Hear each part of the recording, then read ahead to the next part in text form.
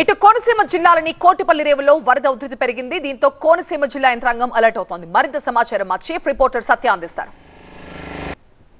ఎగువన కురుస్తున్నటువంటి భారీ వర్షాలకు గంట గంటకు గోదావరి వరద ప్రవాహం పెరుగుతూ ఉంది. అటు ఎగువన ఉన్నటువంటి చింతూరు కానవచ్చు, అలాగే సీతానగరం మండలము, ఇప్పటికే రంపచోడవరం దగ్గర ఉన్నటువంటి గండిపోచమ్మ ఆలయం పూర్తిగా శిఖరం వరకు కూడా మునిగిపోయినటువంటి పరిస్థితి నేపథ్యంలో ఇటు రెవెన్యూ అధికారులతో పాటు ఇరిగేషన్ ధవళేశ్వరం బ్యారేజ్ వద్ద 10 అడుగులు దాటేసింది. ఇప్పటికే రాజమండ్రి గోదావరి తీరం అంతా కూడా మొత్తం రొంగుమన్నటువంటి దృశ్యాలు ఒకసారి చూడొచ్చు. ఎగువ నుంచి చింతూరు శబరి నదికి పెద్ద ఎత్తున వరద నీరు చేరుకోవడంతో అటు భద్రాచలం పైన కూడా వరద ప్రవాహం పెరుగుతుండటంతో లంక గ్రామ ప్రజలను అప్రమత్తం చేస్తున్నారు. ప్రస్తుతం రాజమండ్రి బ్రిడ్జ్ దగ్గర 48 అడుగులకి చేరుకున్నటువంటి దృశ్యాలు కూడా చూడొచ్చు. ఒక పక్క చింతూరు దగ్గర ఏదైతే కోనవరం దగ్గర క్రమక్రమంగా పెరుగుతున్నప్పటికీ కోనవరం మండలం కొండరాజుపేట కాజువేపైకి ఇప్పటికే వరద నీరు చేరిపోయింది.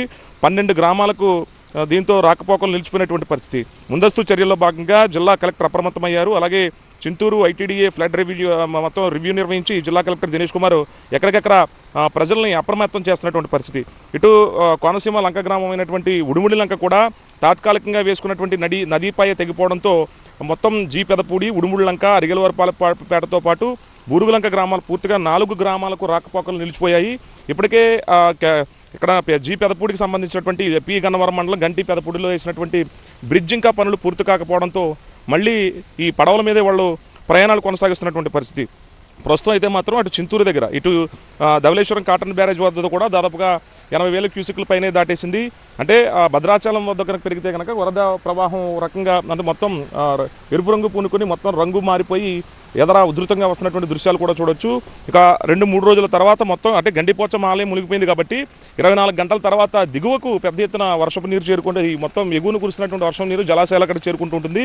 గొందూరు గండిపోచమ్మ దేవస్థానానికి సంబంధించి ఇప్పటికే మొత్తం ఆలయాలకు సంబంధించిన భక్తులు ఎవరిని రానివ్వకుండా ముందస్తుగా చర్యలు తీసుకుంటారు. ఇక మొత్తం చింతూరు ఏజెన్సీలో మొత్తం 4 మండలాలకు సంబంధించినటువంటి లోతట్టు ప్రాంతాలతో పాటు ఇప్పటికే 12 గ్రామాలకు రాకపోకలు నిలిచిపోయాయి. హైవే మీదకి నీరు చేరిపోవడంతో గ్రామాలకు సంబంధించినటువంటి తాత్కాలిక ఏర్పాట్లు చేసినటువంటి అధికారులు ఇటు కోనసీమ జిల్లాకు సంబంధించి ఈ రాత్రికి పెద్ద ఎత్తున వరద ప్రవాహం చేరుకోవడంతో అటు కోనసీమ యంత్రాంగం కూడా అప్రమత్తం అవుతుంది. ఇప్పటికే గంటి పెదపూడికి సంబంధించినటువంటి తాత్కాలిక నదీపాయ కూడా తెగిపోవడంతో అక్కడ పడవల మీదే ప్రయాణాలు కొనసాగిస్తున్నటువంటి పరిస్థితి ఉంది. ప్రస్తుతం ధవళేశ్వరం బ్యారేజ్ వద్ద మాత్రం 175 గేట్ల నుంచి కూడా దిగువకు నీటిని విడుదల చేస్తున్నారు. ఒక పక్క పనులు జరుగుతున్నప్పటికీ మరో పక్క రాజమండ్రి పుష్కర ఘాట్లో పుష్కర పనులు కొనసాగుతున్నప్పటికీ వరద ప్రవాహం తంతుకు పెరుగుతుండడంతో కాస్త లంక గ్రామ ప్రజలు మాత్రం ఆందోళన ఉంది. కనపర్సన్ రసూల్తో కలిసి సత్య టీవీ, రాజమండ్రి పుష్కర ఘాట్ నుంచి.